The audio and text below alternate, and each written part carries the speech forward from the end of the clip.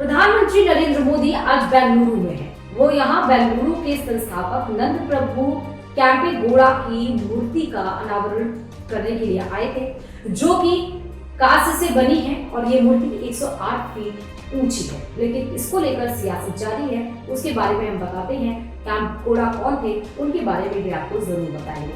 नमस्कार, आप देख रहे हैं दैनिक भास्कर डिजिटल। मैं हूं श्रुति श्रीवास्तव। मूर्ति के अलावा पीएम मोदी यहाँ के कैंपेगौड़ा इंटरनेशनल एयरपोर्ट के टर्मिनल 2 का भी उद्घाटन किया। इसकी लागत करीब 5,000 करोड़ रुपए है। प्रधानमंत्री का ये दौरा राजनीतिक लिहाज से भी बेहद अहम माना जा रहा है, क्योंकि कर्नाटक में 5 महीने बाद विधानसभा चुनाव होने हैं। हालांकि कांग्रेस ने कैंपेगौड़ा की मूर्ति के उद्घाटन को लेकर सवाल उठाए हैं। कर्नाटक कांग्रेस के अध्यक्ष डीके शिवकुमार ने सवाल उठाया कि कैंपेगौड़ा की मूर्ति बनाने के लिए सरकारी पैसों का इस्तेमाल क्यों किया गया। उन्होंने कहा कि कैंपेगौड़ा इंटरनेशनल एयरपोर्ट का जिम्मा बेंगलुरु इंटरनेशनल एयरपोर्ट लिमिटेड के पास है और उसे ही इस मूर्ति का खर्चा उठाना चाहिए था। शिवकुमार ने कहा, सरकारी पैसे से बनी प्रतिमा को स्थापित करना अपराध है। कर्नाटक सरकार ने बीआईएल को जमीन और फंड दिया था। 4200 एकड़ जमीन में से 2000 एकड़ जमीन सिर्फ 6 लाख रुपए प्रति एकड़ के हिसाब से दी गई थी। उनके पास शेयर भी हैं। बीआईएल को अपने पैसे का इस्तेमाल करना चाहिए था। एयरपोर्ट परिसर में कैंपेगौड़ा की प्रतिमा के अलावा 23 एकड़ में बना एक थीम पार्क भी है। इसकी लागत 84 करोड़ रुपए है। लेकिन कैंपेगौड़ा है कौन, जिसको लेकर ये सियासत जारी है, वो हम आपको बताते हैं। दरअसल नंद प्रभु कैंपेगौड़ा विजयनगर साम्राज्य के शासक थे। 1537 में उन्होंने ही बेंगलुरु की स्थापना की थी। यहाँ उन्होंने कन्नड़ भाषा में कई शिलालेख बनवाए थे। कैंपेगौड़ा के पिता मुरासु वोकालिका कैंपेंजे गौड़ा के पुत्र थे, जिन्होंने 70 साल से भी ज्यादा समय तक यहलान कनाडु पर शासन किया था।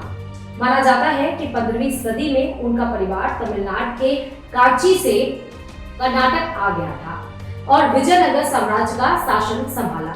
सन 1513 में कैंपेगौड़ा ने अपने पिता की विरासत को संभाला। कैंपेगौड़ा ने लगभग 46 साल तक विजयनगर साम्राज्य पर शासन किया। माना जाता ये भी है कि एक बार कैंपेगौड़ा अपने मंत्री वीरन्ना और सलाहकार गिद्देगौड़ा के साथ शिकार पर गए थे।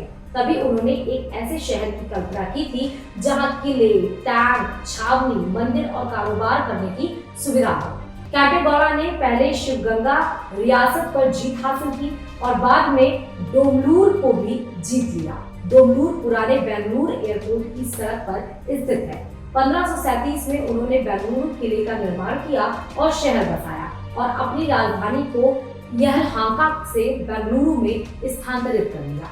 कैंपेगौड़ा ने जो किला बनवाया था वो लाल रंग का था। इस किले में 8 दरवाजे थे और अंदर 2 चौड़ी सड़कें थी। किले के बाहर चारों ओर चौड़ी खाई भी बनी थी। उन्होंने दूर दराज के इलाकों से कुशल कारीगरों को भी यहाँ बसाया ताकि वो कारोबार कर सके। पीएम मोदी कैंपेगौड़ा की जिस 108 फीट ऊंची प्रतिमा का अनावरण करे हैं, उसे प्रसिद्ध मूर्तिकार और पद्म भूषण से सम्मानित राम वंजी सुतार ने डिजाइन किया है।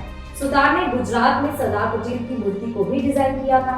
किसी शहर के संस्थापक की ये सबसे ऊंची मूर्ति है। इस मूर्ति का वजन 218 टन है, जिसमें 98 टन कांस्य और 120 टन स्टील का इस्तेमाल हुआ है। मूर्ति की तलवार का वजन ही 4 टन है।